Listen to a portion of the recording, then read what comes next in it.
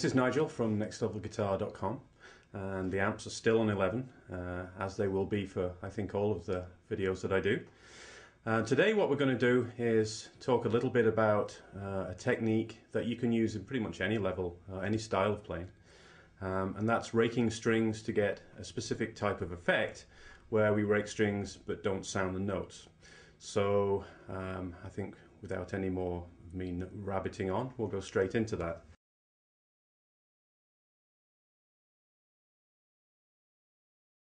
So what we're going to do is talk about raking, and what I'm doing here is I'm fretting the 12th fret on the E string, the 13th on the B, and the 14th on the G. Okay, but what I'm trying to do is I'm trying to rake and not make them sound. So I'm muting them with the palm of my right hand.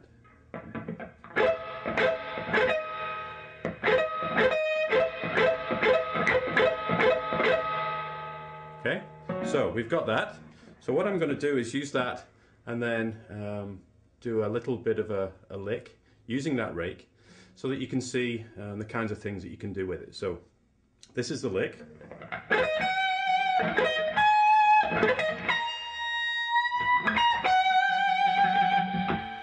So again, that lick is.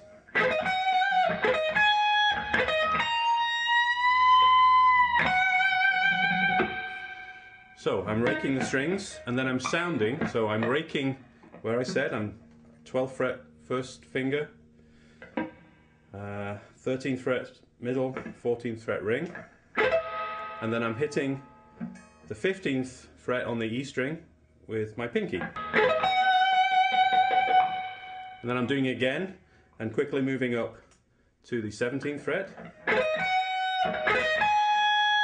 And then I'm going to move my whole hand to get to the 19th fret.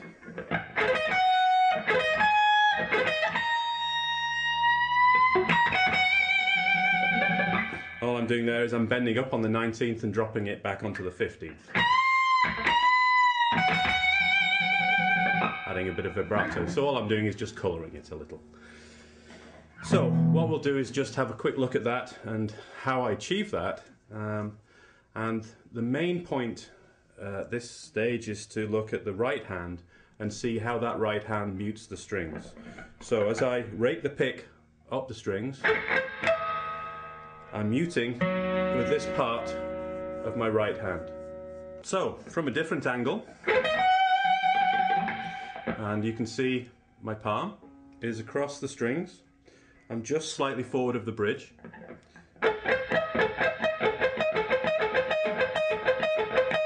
So what I'm doing is I'm fretting up, up, up, up, and then down for that 15th fret.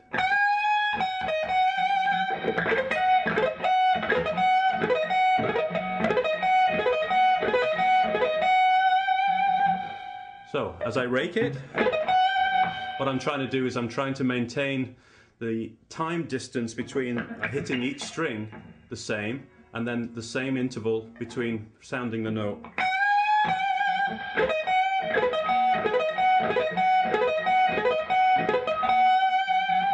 So we can obviously move that around,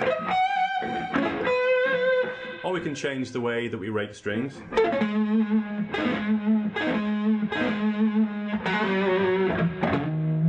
Yeah, that's very Stevie Ray Vaughan-ish. It comes up like that, yeah. So again, Stevie Ray Vaughan is good. He's known for a lot of that kind of rake. So we can do lots of playing with rakes where you have to mute the strings well so that they don't sound as you go into the next phrase of the lick. Because if the rake sounds, it's very messy. So you have to learn to be able to coordinate what this hand's doing with what this hand's doing with what this hand's doing. So you're doing two things with this hand, and that's the most important aspect of doing rakes. You know, whatever you want to do with it, just get creative with it. Find some rakes. You don't have to rake 3 strings. You can rake more. You can rake less. See what works for you. See what adds some colour to your licks, and you'll probably find that adding in rakes will make things sound pretty cool. So try it. You might like it. So this has been Nigel for nextlevelguitar.com. make sure you go to the website. There's a lot of stuff on there, and a lot of ways to become a better guitar player. And stay tuned on YouTube for a lot more videos coming to a store near you. So watch YouTube.